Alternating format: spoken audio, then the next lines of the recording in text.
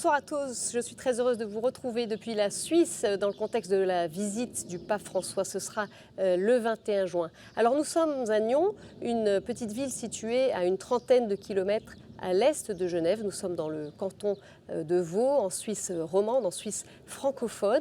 Et j'ai le plaisir de retrouver notre invité, Patrice Favre. Bonsoir. Bonsoir. Un grand merci de nous retrouver. On vous avait déjà vu, mais c'était dans nos studios, donc on est venu à vous aujourd'hui.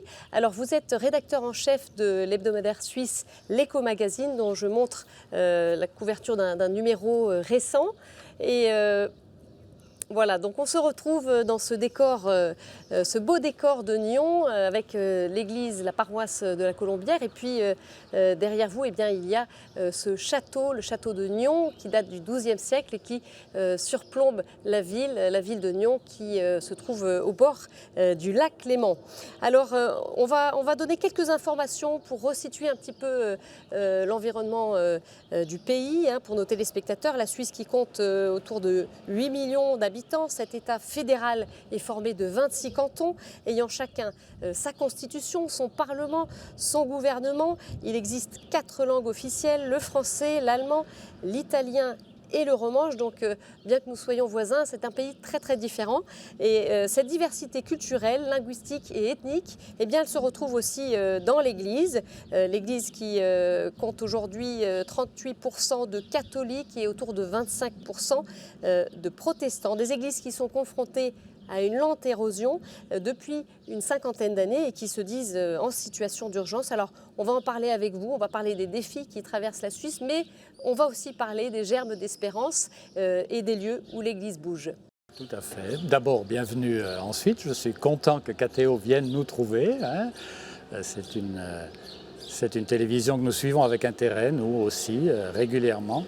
Par rapport aux chiffres que vous avez indiqués, un troisième chiffre qui est très intéressant, c'est le nombre des personnes qui se déclarent sans religion, qui est désormais de 23%.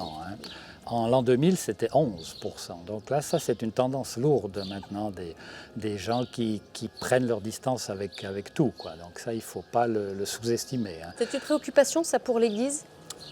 Certainement, certainement. C'est-à-dire pour les églises en général, les protestants ont le même problème. Les catholiques sont un peu aidés par l'immigration. Ici, dans le canton de Vaud, où nous sommes, c'est évidemment la venue des Italiens, des Espagnols, des Portugais qui a permis au catholicisme de grandir. Parce qu'il y a un siècle, enfin au début du XXe siècle, je pense qu'il y avait très très peu de catholiques ici à Nyons, et maintenant il y a de belles communautés. Mais du côté catholique aussi, la tendance est à la baisse, ça c'est un fait. Et surtout, ce qui est qui est en recul, c'est l'image de l'Église, le rôle de l'Église, qui autrefois était une institution forte, et qui maintenant, il y a cette tendance qui s'est manifestée tout récemment en Irlande avec le vote sur l'avortement. Et ces pays qu'on disait très très catholiques, on voit qu'aujourd'hui les gens affirment leur indépendance par rapport à tout cela. Donc on prend ses distances, on ne veut plus d'une institution qui nous dit ce qu'il faut croire et ce qu'il faut penser. Mais pas seulement l'Église, aussi par rapport à l'État, par rapport à... Oui, parce qu'il y a des liens très forts entre Église et État, contrairement au système chez nous, en France. Est-ce qu'il y a une explication là-dessus, face à cette érosion qui est lente mais réelle depuis une cinquantaine d'années ? À la Réforme, certains cantons sont devenus entièrement réformés, d'autres sont devenus entièrement catholiques, enfin le sont restés plutôt.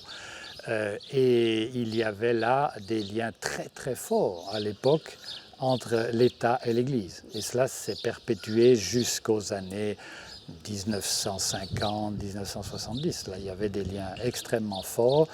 Et maintenant, la société suisse vit la sécularisation rapide que l'on voit partout. L'État prend ses distances, et l'Église en partie aussi. C'est pas si mal. C'est pas si mal. Moi, je pense qu'il y a une nécessaire liberté qui doit exister des deux côtés.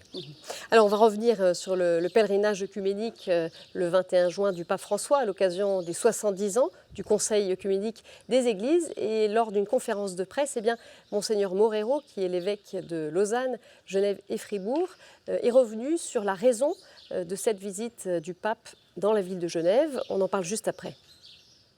J'ai des motifs aussi personnels de me réjouir vivement du fait que le pape, suivant l'exemple, ou en tout cas les initiatives antérieures de Paul VI et de Jean-Paul II, viennent ici.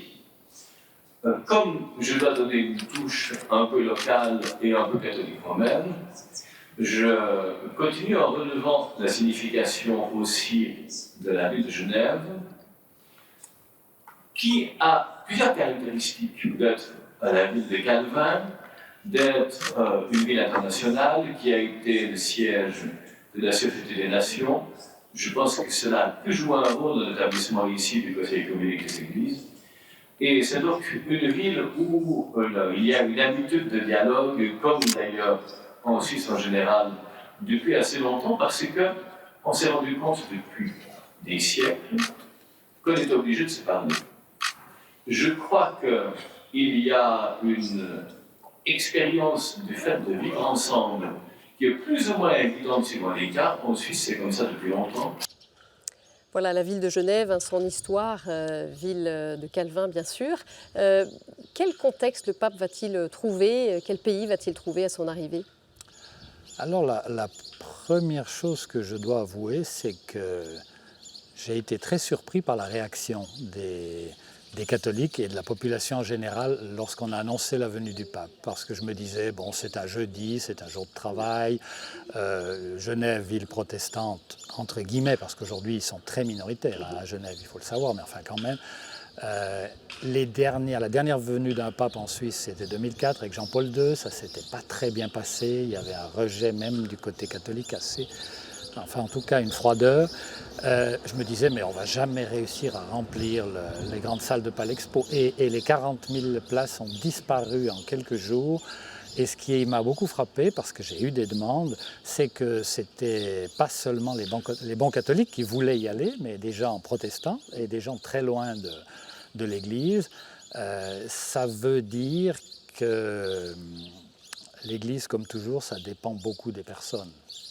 Et quand vous avez une personne qui vous donne envie, qui vous touche au niveau, vous dites c'est quelqu'un qui est proche, qui est attentif à ce que je suis, à ce que je cherche, à ce que je désire, il y a comme un déclic. Donc quand on parle de cette société sécularisée, comme je l'ai dit tout à l'heure, il faut toujours se dire qu'on sort d'une époque où l'Église était fortement institutionnelle, où c'était la règle de suivre le catéchisme et d'obéir à la loi religieuse, entre guillemets, à une époque très, comment dire, où les gens sont plus indépendants, mais où il y a une attente.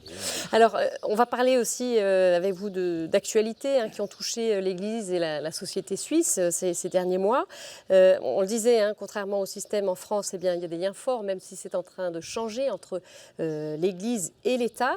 Alors, on pense au Fête Dieu. On en avait fait, nous, un reportage il y a 2 ans à Fribourg, où on voit donc les autorités civiles, militaires, judiciaires qui défilent derrière le Saint-Sacrement. Et là, il y a eu un mini-séisme il y a quelques semaines, puisque le gouvernement exécutif, le Conseil d'État suisse, a annoncé qu'il ne participerait plus dès 2019 à ces fêtes. Alors, c'est quoi? C'est une révolution culturelle qui est en train de se produire là? Alors, comme je l'ai dit tout à l'heure, ce sont toujours des choix qui se font au niveau cantonal. À Genève, par exemple, vous n'aurez jamais les autorités politiques qui participent en tant que telles. Enfin, il faudrait vraiment beaucoup chercher à une manifestation de ce genre-là. C'est dans combien de cantons, du coup, que ça se produit? Alors, dans les cantons catholiques, vous avez ça à Fribourg, vous avez ça en Valais, vous avez ça en Suisse centrale, où il y a ces traditions qui sont fortes, et en plus qui ont si vous avez fait cette émission, vous le savez, qui ont une couleur assez extraordinaire, parce qu'on ressort les costumes du 19e siècle, et parfois même plus anciens. C'est une belle chose qui traverse la ville, une belle procession, la fête à Dieu, comme disaient les enfants autrefois, avec salve de canon et tout ce que... Il y a du monde aussi Il y a du monde qui vient voir cela. Et j'avoue que à Fribourg, ça continue. Pour l'instant, en tout cas, ce n'est pas contesté. Et là, ça s'est passé en Valais, à Sion, où le Conseil d'État, effectivement, donc l'autorité exécutive, a annoncé qu'il renonçait à participer, causant un espèce de petit soulèvement populaire, parce que les gens ne comprennent pas.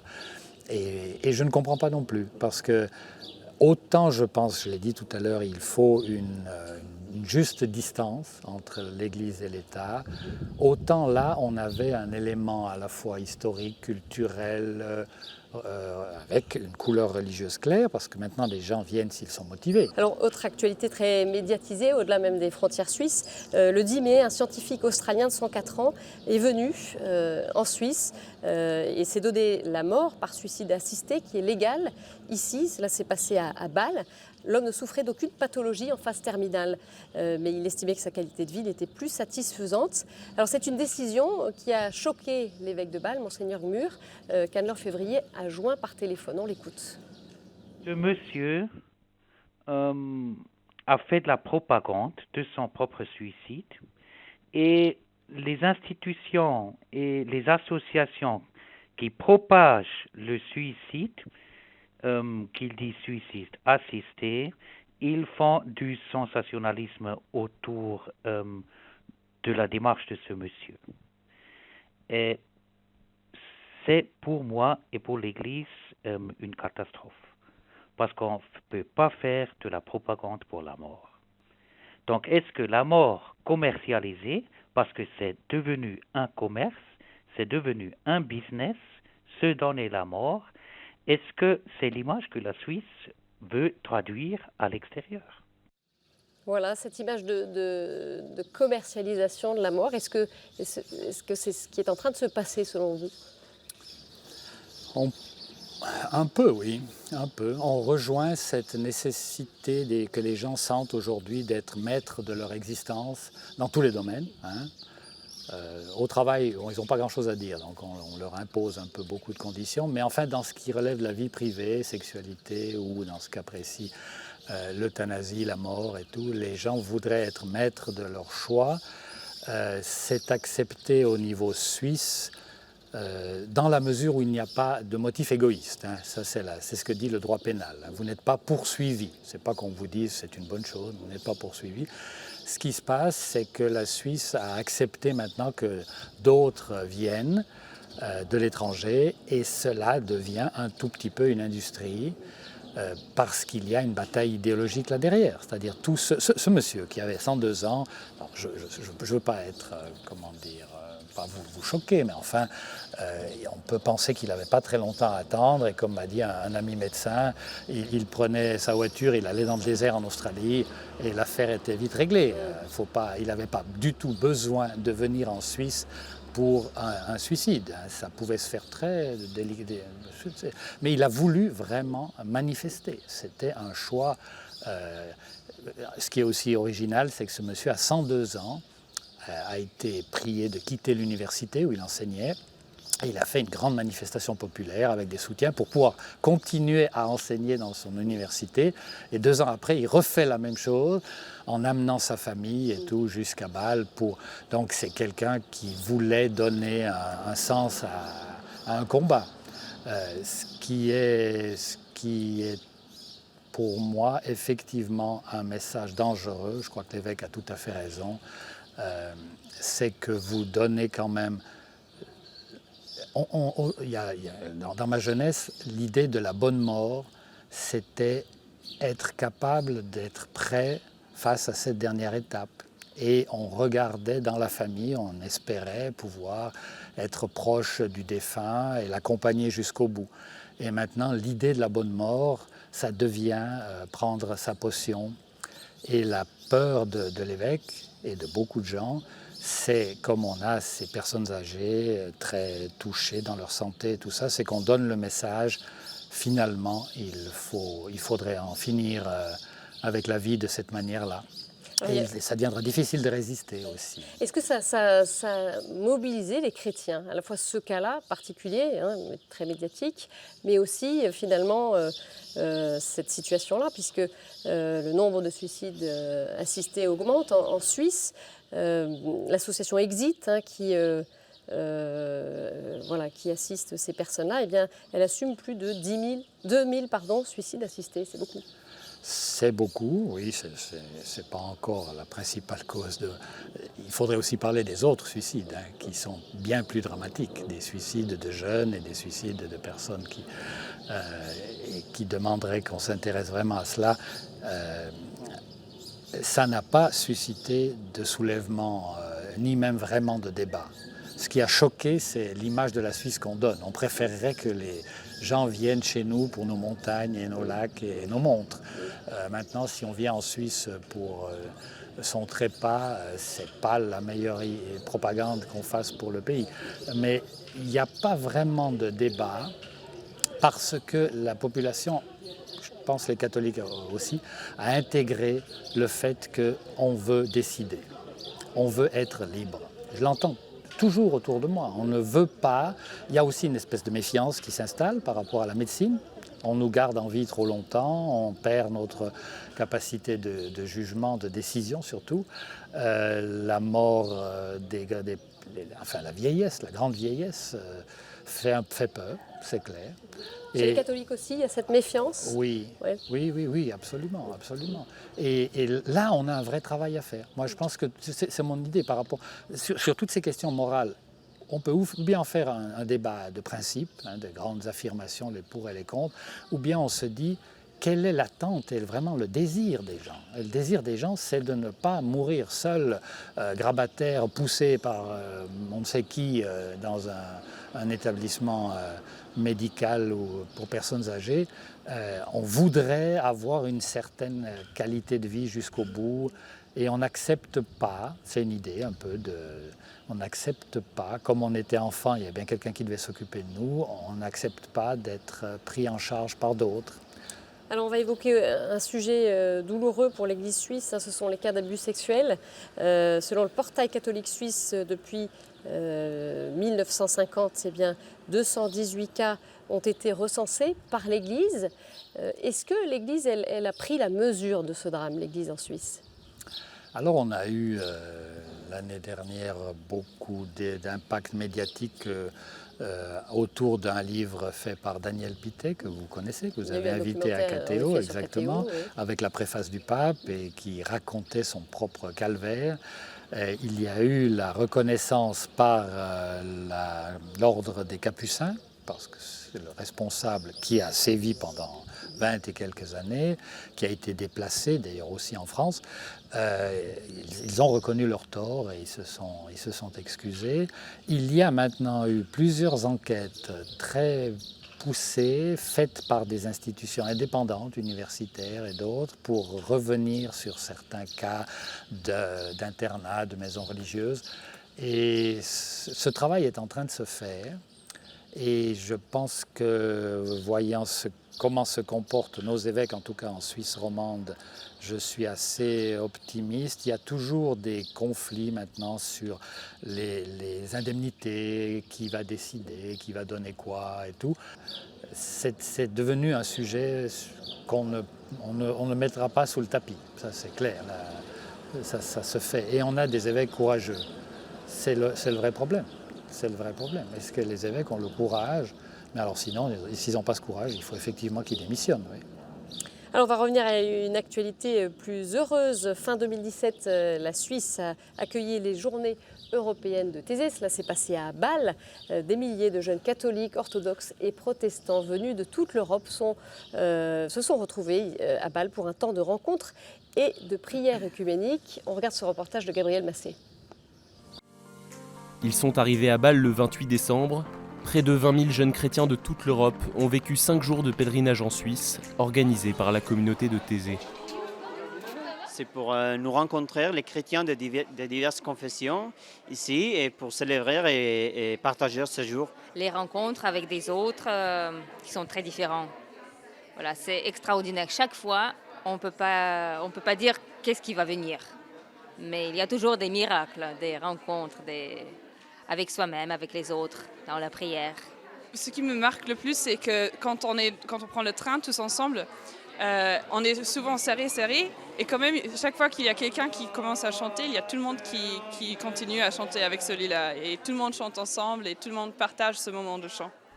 La particularité de ce rassemblement, Il est œcuménique, c'est-à-dire que catholiques, protestants et orthodoxes prient tous ensemble devant la croix. Mais ce qui nous unit tous, c'est que nous sommes chrétiens. Et l'identité chrétienne est bien première par rapport à toutes les identités confessionnelles. Et l'identité chrétienne, ça veut dire que nous sommes débaptisés, nous sommes unis au Christ par la foi, par le baptême. Ce qui nous unit, c'est que nous avons les mêmes écritures saintes. Ce qui nous unit, c'est toute une grande tradition de foi chrétienne, de témoignages chrétiens, les martyrs qui sont communs à travers tous les siècles. Et cela, ça pèse beaucoup plus lourd que ce qui nous divise. L'un des temps forts de ce pèlerinage fut le passage à la nouvelle année. Vécu en paroisse, les jeunes ont prié pour la paix.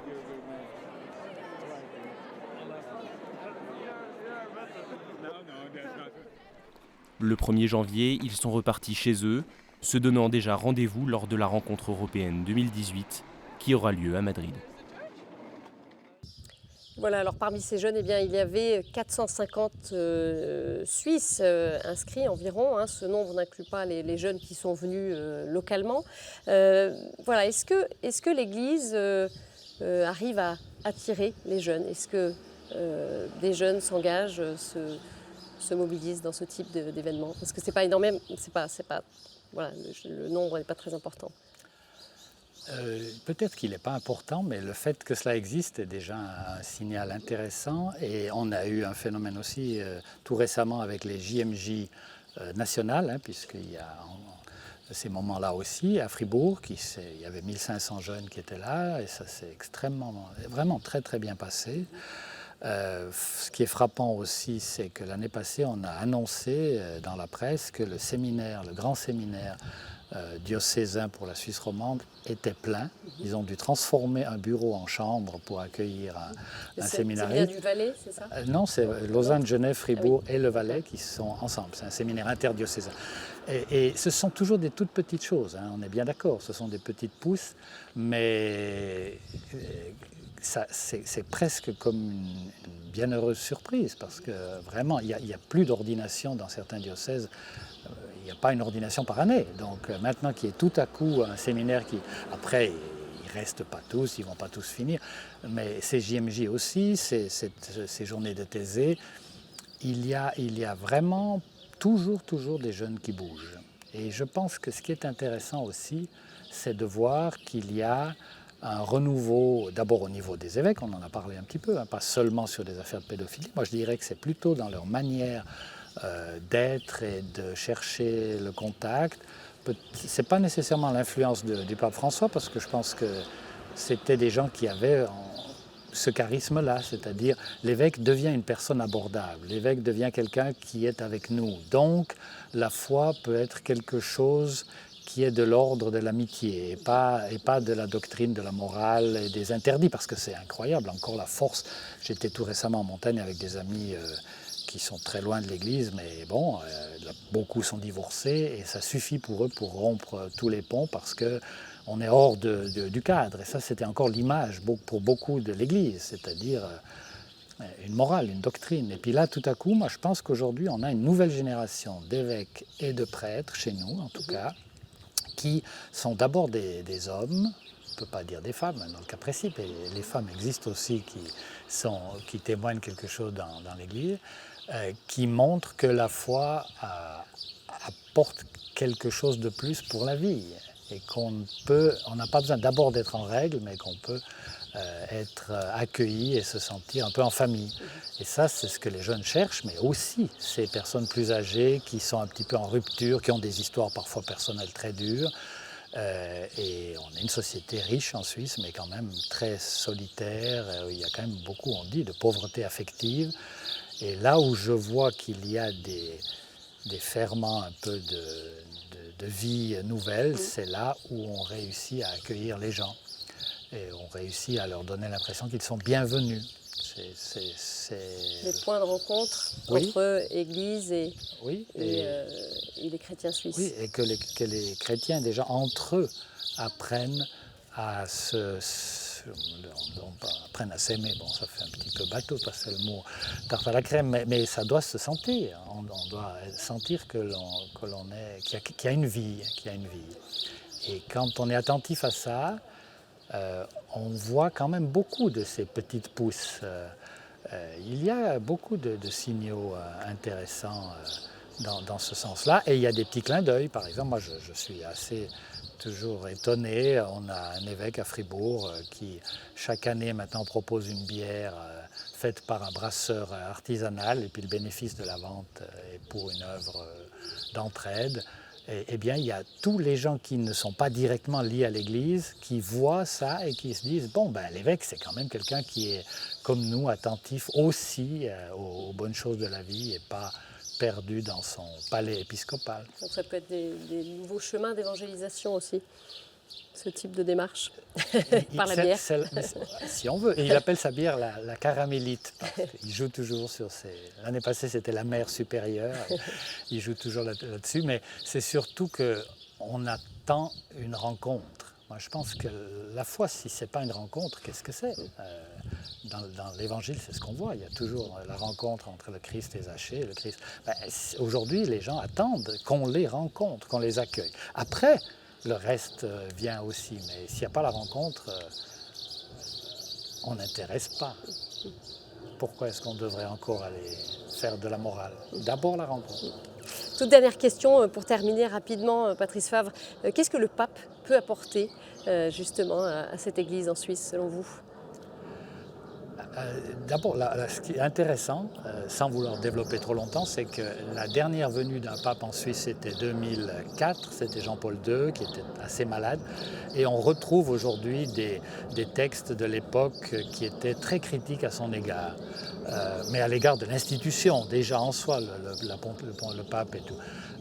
Ce que le pape actuel nous montre, et ça se sent dans ces réactions dont je vous ai parlé, et le fait qu'il n'y a plus ces tensions, cette crise un peu interne de l'Église, c'est qu'on peut avoir une image du pape et d'une certaine manière aussi de l'Église qui fait envie. Et c'est quand même mieux d'avoir quelque chose qui nous fait envie que quelque chose qui rebute ou qui provoque des conflits qui ne se terminent jamais.